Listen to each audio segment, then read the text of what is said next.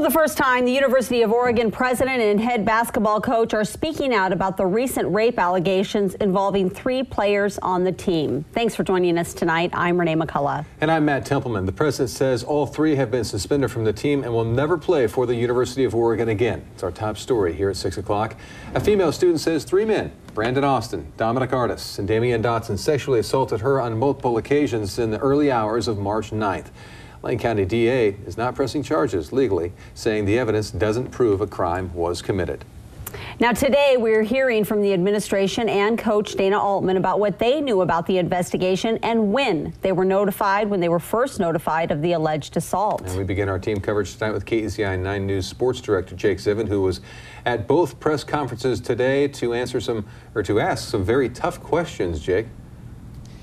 Yeah, Matt and Renee, since this whole story broke on Monday over the past week, there have been 2 major questions that have stood out. First of all, why were Dominic Artis and Damian Dotson allowed to play in the NCAA tournament, even though the school was notified about an investigation into them prior to the tournament? And second, why was Brandon Austin, who was under investigation for a sexual assault in Providence, Rhode Island, even brought to the Ducks as a transfer? We'll start with the first question. Oregon President Michael Gottfredson said today that Eugene police asked the school not to suspend the players so as not to interfere with the police investigation. As we will tell you in a few minutes, the police department says that's not true. Both Oregon Athletic Director Rob Mullins and head basketball coach Dana Altman said that they were aware of a police investigation into a group of players before the NCAA tournament, but did not know which players and did not know what the players were accused of. Even in the conversations the day prior to leaving, we got very specific about whether we should leave anybody home or whether we should make contingency plans to plan to return individuals as additional information became available. But at that time, again, we were instructed to make sure that we did not interfere with the police investigation.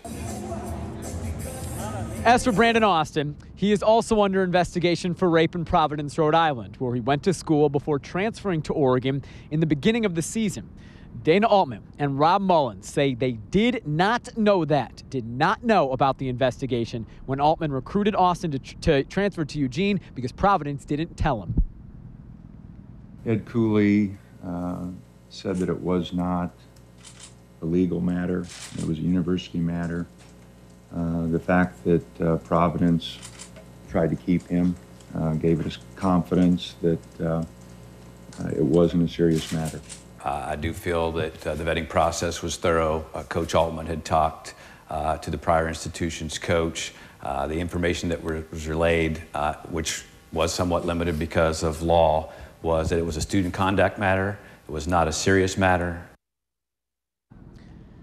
Ed Cooley is Providence's head basketball coach, and Dana Altman, who, as you can see, appeared to be visibly and clearly drained emotionally. He kept using the word disappointment over and over again to describe his reaction to the events of the past week and the past 2 months. And he said specifically about Damian Dotson, a player who he has defended in the past, quote, "Good people do bad things, and obviously this is a bad thing." Live at Matt 9 Arena, I'm Jake Zivin, KEZI 9 Sports. The U of O president says that he's angry and disappointed about the disturbing incident. And we continue our team coverage now with KEZI 9 News reporter Na Nguyen, who has more on the response from University of Oregon administrators. Na? Matt and Renee, the press conference was brief, just under 30 minutes, and while University President Michael Gottfredson provided some insight, many questions still remain about how the university handled the entire thing. The alleged rape of a University of Oregon student by 3 basketball players has caught the attention of just about every media outlet in town and across the nation. Today, close to 2 months after the alleged incident, the university took to the stage. The type of behavior in the police report released this week is utterly unacceptable and will not be tolerated. I understand and empathize with the outrage that people feel. As a father, I was appalled at what I read. As president of this university, I'm angry and disappointed over this profoundly disturbing incident. While that may be the case, many questioned why things took so long to come to light. The Eugene Police Department requested we not do anything that might hinder their criminal investigation, including suspending players or not playing them in a game. But then, why? If the university was notified that that investigation was complete April 8th, did the news not become public until nearly another month later? While University President Michael Gottfredson said he knew before the NCAA tournament, the athletic department says they themselves had no idea. There were a lot of rumors swirling, of course, but we did not have the confirmation of any identity. The university also says it didn't get the report from the district attorney's office until the 24th. And while it couldn't provide any specifics as to exactly why there was this delay, it says many factors have to be taken into consideration. We did not assess that there was a current health and safety issue. Then we talked to always the victim, the alleged victim, and what she or he would want in terms of that notification. That's a really important component in all cases. Now, Gottfredson says they will announce details regarding an additional independent review filed jointly with the athletics director and the vice president of student affairs to take a look at their current policies and practices when it comes to preventing as well as responding to sexual violence on campus. Live in Eugene, Nagwin, KEZI 9 News. Well, a big element in all of this has been Eugene Police's involvement, and we talked to police today about the remarks made by the U of O president. And we now turn to KEZI 9 News reporter Sarah Hurwitz, who is live in Eugene, to tell us more about their response today. Sarah?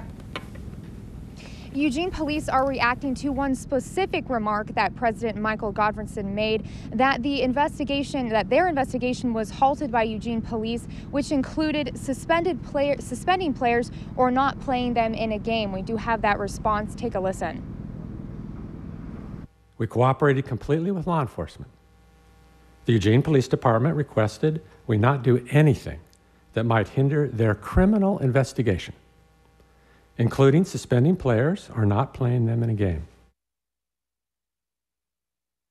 Sexual assault happened before the NCAA tournament, and no one from the Eugene Police Department would go on camera, but spokeswoman Melinda McLaughlin says that when police were assigned the case on March 14th, the Violent Crimes Unit detective in charge of the case instructed University of Oregon to wait on their investigation so they wouldn't hinder the criminal investigation. She says that is a common practice. But McLaughlin notes that the detective never said anything specific about not playing players, and police kept the U of O up to date with their criminal investigation. And once that investigation was complete on April 8th, they sent a report to the district attorney's office for review, and the UO was notified. Once the DA decided to not pursue the case on April 14th, University of Oregon leaders could conduct their own investigation. And McLaughlin says that, quote, EPD would not go on camera because it is a he said, she said case. Live in Eugene, Sarah Hurwitz, KEZI 9 News.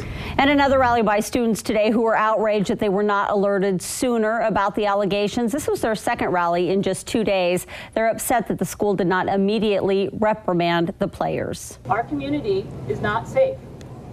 Communities across the country are not safe. I have the same view that you have. A single sexual assault on our campus is too many. So President Gottfredson could have spoken to the students at that point without spoiling any kind of investigation. He didn't. Why not? That was Student Affairs Vice President Robin Holmes, along with the U of O President and Professor Bill Harbaugh, who runs the U of O Matters blog on the steps of Johnson Hall. Some students told us they still aren't pleased with the university's response, especially regarding Brandon Austin, who is already under investigation for an alleged rape at his last college.